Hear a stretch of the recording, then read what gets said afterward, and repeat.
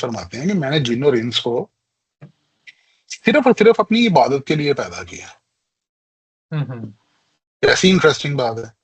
अच्छा, इसको कॉम्प्लीमेंट साथ ही साथ जब अल्लाह के नबी सल्लल्लाहु अलैहि वसल्लम गए आसमान पे, आसमानों पे मिराज पे और अल्लाह सुब्हानहू व तआला से मुलाकात की, तो अल्लाह सुब्हानहू व तआला ने 50 नमाजें दी उनको।